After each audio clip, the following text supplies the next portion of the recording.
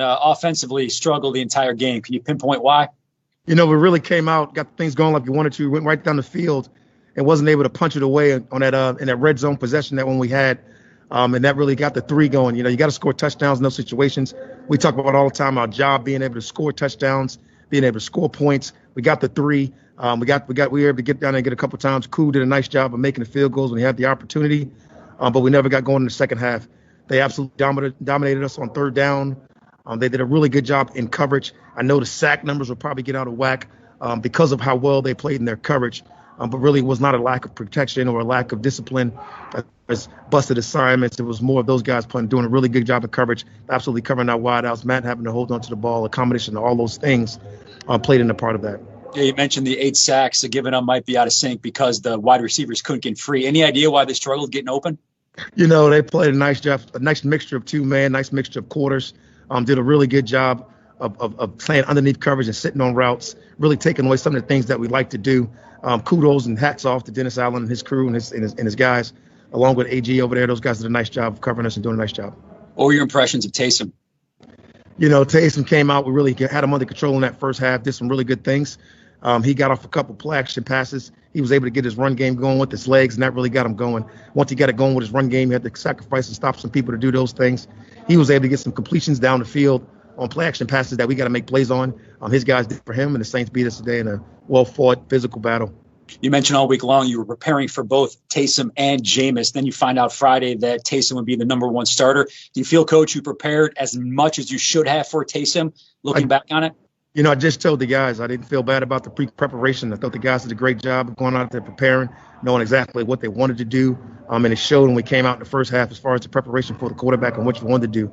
He made more plays. He's a good football player. Hats off to him. Did Julio, Coach, aggravate that hammy? Julio, we'll find out what was going on more tomorrow. But obviously he was not able to come back into the game because of the hammy. Did it pretty early.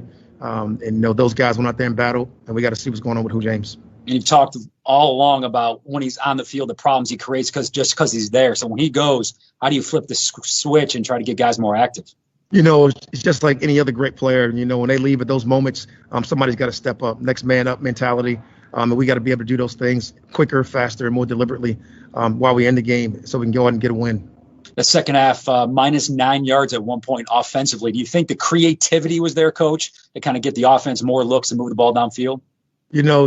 It's hard to diminish them what they're doing. So when you talk about the creativity, what they've been able to do the last couple of weeks, we got to go out. We got to execute better. We talked about this game being about the good, the bad, and the ugly, and we had more bad than good today. And we definitely let those guys win the ugly battle. They came out. They were able to intimidate and do some different things. We were able to play physical and do some physical things, but they definitely got us when you talked about the good and bad. Taysom threw the ball, Coach, 22 times today. Do you expect him to be that, have that much of a passing attack? We knew he's a quarterback. We know he's going to come out and be able to be a quarterback. We knew he would throw the type of pass that he would throw. Keeping him on the move with the keeper game, absolutely giving him the play action game. He did some of those things. He absolutely was able to do a few dropbacks that he was able to complete that looked pretty good. Other than that, man, we knew and we kind of felt really good about our plan for him. We got to make some of those plays and some of the balls he did make down the field. We were not able to do that today. And we got to go back and look at those reasons and the reasons why. We got to correct those things quickly and efficiently and be able to move on because we're going to see these guys in a couple of weeks.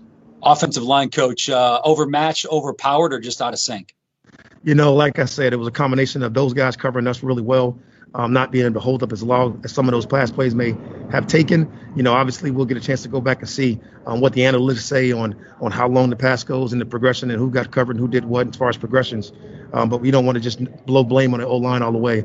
A lot of those were a combination of coverage and rush. When you're facing a quarterback who's only thrown at most 2 passes in an NFL game, Coach, what was the plan for him knowing that he can beat you both ways? Well, you know what he is and you know what he can do really well. So you want to limit the ability to do those things really well, which he got going in the second half with his legs. We were able to cause that one fumble on him when he broke out on us on a big-time run, and those things limit you as far as what you want to do. But he has the ability to fake that and come out with a little bit of play-action pass, and you got to make a play on some of his play-action pass, whether it be a sack fumble or whether it be making a play on the ball down the field, and we were not able to do that in the second half to absolutely flip the momentum once they got it. Matt seemed out of sync today. Is that just because the pressure, just kind of maybe that clock in his head, feeling had to get out quicker than normal, kind of get him out of sync? You got to give the Saints credit. They did a great job on defense. The defensive backs did a nice job of limiting us what we were able to do. Those guys came out and had a great game plan for us. They They did a nice job of keeping Matt under control. They did a nice job of really keeping our receivers under control. You got to give those guys credit what they were able to do. How important is it then, knowing you see these guys, as you mentioned, in just 2 weeks? Motivation, get this bad taste out of your mouth, knowing you have opportunity to flush it and get back and get even? It's a division opponent, and those things always sting, but you got to get back knowing that you're going to play these guys a couple times.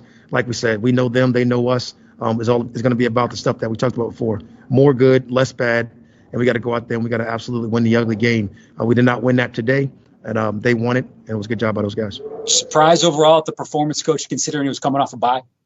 The guys really had a great week of preparation. I thought it was one of our best. That always doesn't dictate the terms on how it's going to look when you go out and play the game, obviously, as it happened today. We came out ready to play. The guys came off the bus ready to play. We had a nice feel for it in the first half, going into halftime there, having a chance to really take an opportunity to take a lead in the halftime. Those guys getting a big-time sack, then knocking down the Hail Mary, coming out with the 1-point lead. You really felt like you could take control of the game in the second half, and we were never able to capture that. They went right down to scoring us. They got the ball back. We were able to have a bunch of 3-and-outs. We were limited on third down, which we got to get better at. All those things happened in that game that we can never shift the momentum back to where we can take control of the game and win it.